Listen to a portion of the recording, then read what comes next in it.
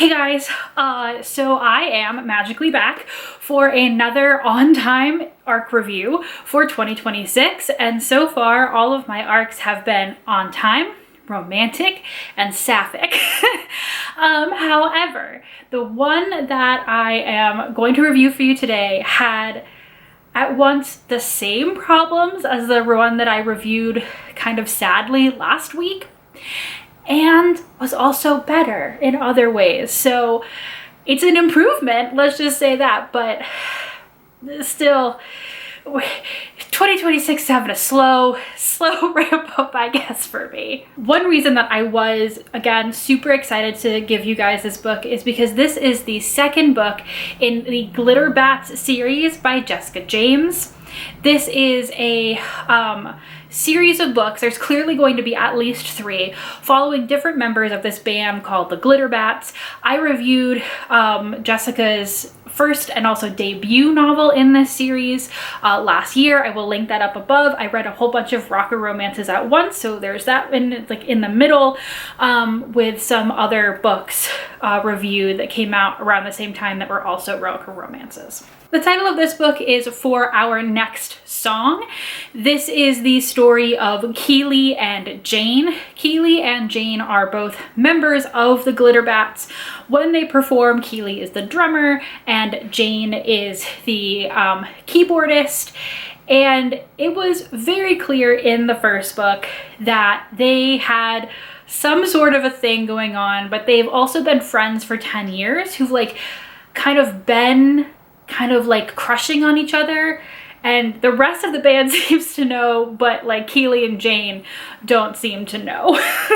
Now, obviously, I've read this book. It is part of an interconnected series, and I really would recommend reading the first book in this series before you try this one out. The plot in this one is more, let's say, interconnected than some other romance series like this.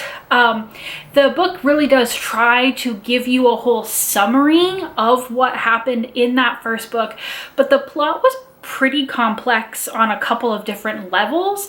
And so while you kind of get that there was a relationship there that happened, that they're now together, that's not even the biggest deal, because there's a whole bunch of stuff that we'll kind of talk about. So there will be spoilers also for that book, because again, these plots are really connected. So if you haven't read that first book and you don't want to be spoiled for this one in terms of the larger plot, because we kind of know how the romance is gonna go, maybe go and watch my other review. Check out the series if you want to start it, and then come back. So in the first book in this series, the Glitter Bats had been broken up for about 6 years, and they had gone through a lot of gyrations to come back together and reform as a band. That was kind of circling around the tensions of the lead singer and the bassist, who are now together thanks to the first book, Val and Caleb. But there were some other things that happened that are kind of setting up the tensions in this book. So in the first book, they were trying to escape this very, very unhealthy, terrible contract with their previous record label. The guy that owned it was a skis, and he basically owned their entire souls.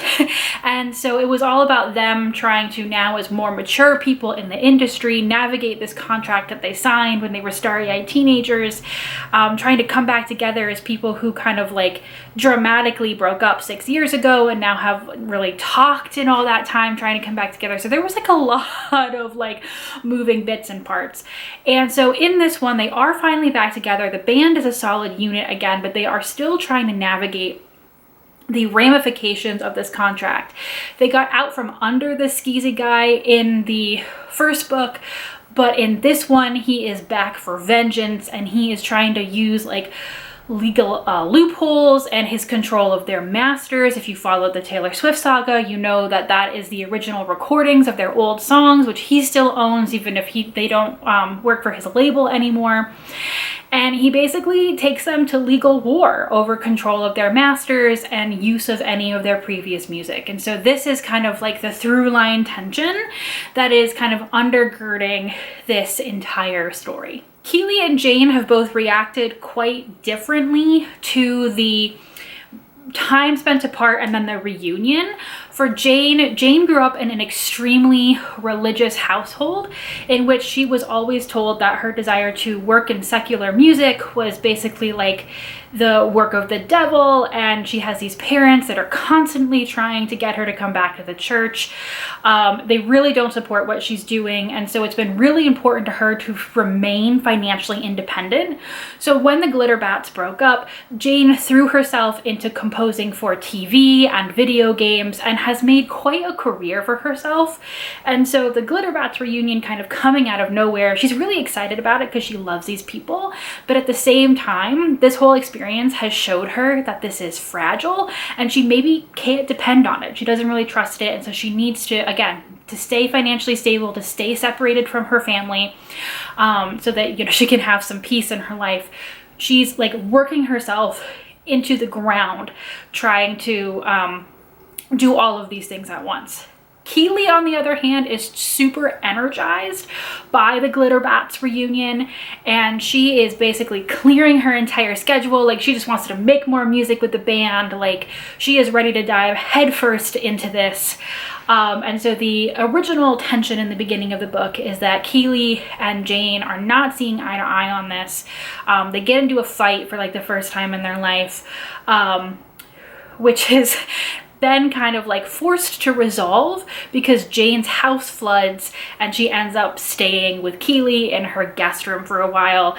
And as these two are kind of trying to sort out their feelings and why they feel so like emotional about the other person, the way they feel about it, rather than like it's not really a band decision, you know, living in close quarters, and they end up doing like this couples pottery class together kind of accidentally, kind of pushing them to also kind of realize these feelings that they've had for each other for the last 10 years. The most interesting parts of this book were not the romance. And in a romance novel, that is a problem.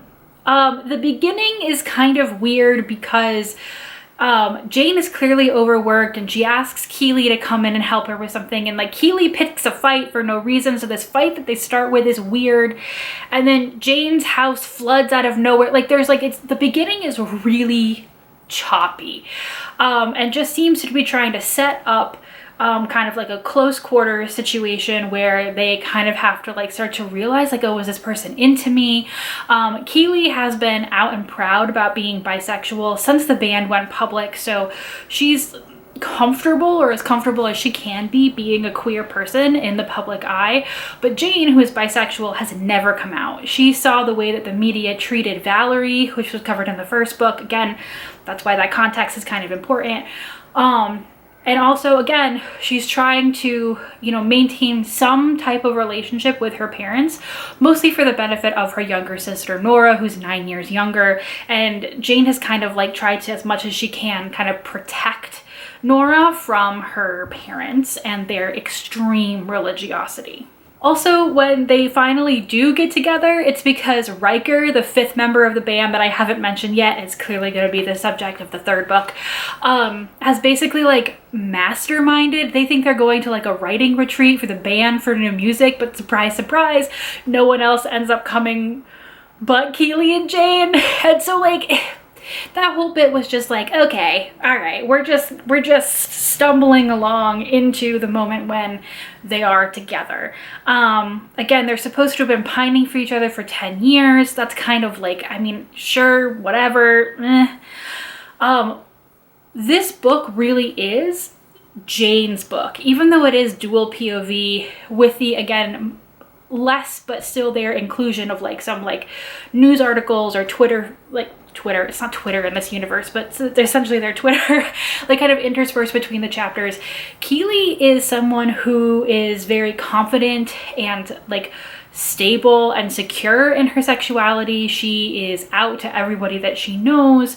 Her parents are extremely supportive. She has a twin brother who's extremely supportive, not only of her pansexuality, but also of her career. And so in that way, Jane has the opposite. And she has all this religious trauma, and this is a very strong theme throughout the book. So if that is not something that you want to read, like again and again, Jane on the phone with her mom, Her sister Nora gets engaged to a pastor's son in this, and so there's like that going on in the background of Jane just like not only like working in a secular career and not, you know, using her talents for God, but also like feeling like the failed member of the family and like, oh my God, is my sister just falling into this trap, blah, blah, blah. It's a lot. Jane also has to have like some deep conversations with herself about like, why am I not out? Who am I protecting? What is this doing to my life? Is this my choice? Is this something I feel like I have to do? Coupled with the like financial stuff going on. They are going to try to buy back their masters, but that's going to cost a lot of money. And Jane isn't sure that she wants to go through with that with the band because, again, her financial security is so important to her because it keeps her independent of her family. She never really mentions that she could probably get help from her friends, but again, I think Jane's character is so complex and so anxious, and she clearly has like all of this like past, present, and future trauma from her family, specifically tied to religion and what that means for her queerness and all that type of stuff. Jane is the most interesting character in this book, and she unfortunately also will go through something in this book. It's a tag in the beginning. She is forcibly outed, which is again something that happens in this book. It's kind of like it's not the only thing that happens, so it's not a huge spoiler, but I do feel like that's something that you need to know about if you're going to be reading this book and the way that she and Keeley react to it.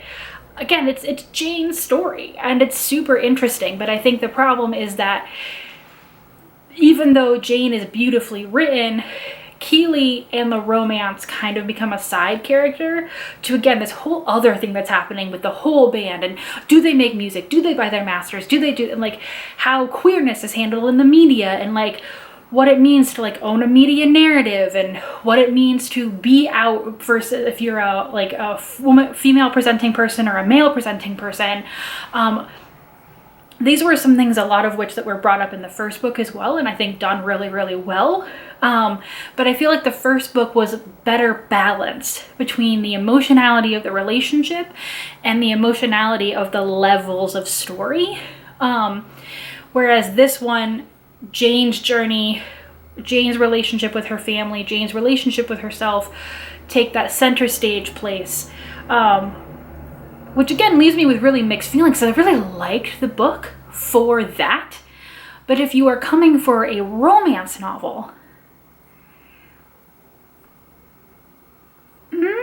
because there is a lot of open door sex scenes in this book. I mean, I'm certainly not saying that that's missing at all, but I found myself through the very, like, not tense part of the books, but like, you know, as the plot is evolving, kind of almost like skipping through those and just being like, oh my God, what's gonna happen? Is Jane gonna be okay? Like, because I knew that Keeley would be there to support her, and she has this great group of friends.